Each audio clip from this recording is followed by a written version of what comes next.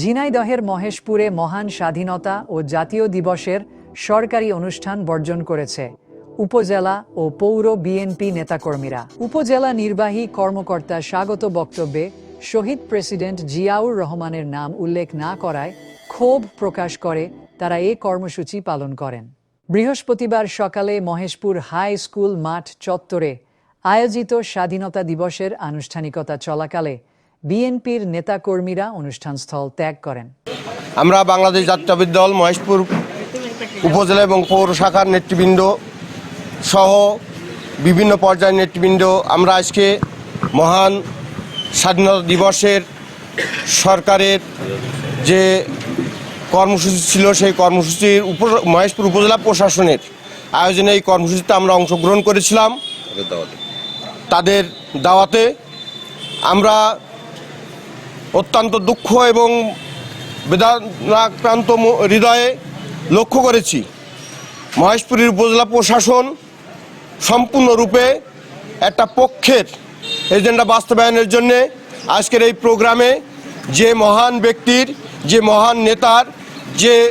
বীর মুক্তিযোদ্ধার আজকের এই দিনে স্মরণ করা উচিত ছিল, যার নেতৃত্বে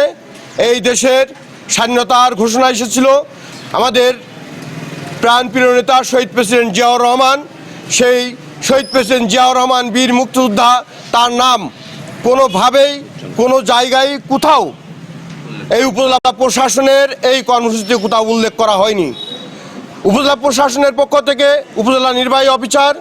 যে স্বাগত বক্তব্য দিয়েছে, আমরা আশা করেছিলাম অন্তত শহীদ প্রেসিডেন্ট জিয়াউর রহমানকে স্বাধীনতার ঘোষক হিসেবে তার নাম উল্লেখ করবেন তার বক্তব্যে, কিন্তু অত্যন্ত দুঃখের সাথে আমরা লক্ষ্য করেছি এবং সেখানে উপস্থিত বীর মুক্তিযোদ্ধারা, সম্মানিত মুক্তিযোদ্ধারা, অন্যান্য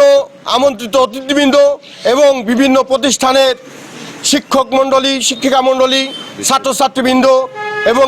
ডিসপ্লেতে অংশগ্রহণকারী সকল পর্যায়ের নেতৃবৃন্দ, ব্যক্তিবর্গ, তারা অত্যন্ত ভারাক্রান্ত হৃদয়ে লক্ষ্য করেছে যে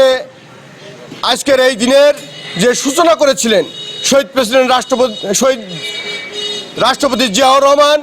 তিনি স্বাধীনতার ঘোষণা করেছিলেন, তার নাম এই উপজেলা প্রশাসনের বক্তব্যে আসেনি।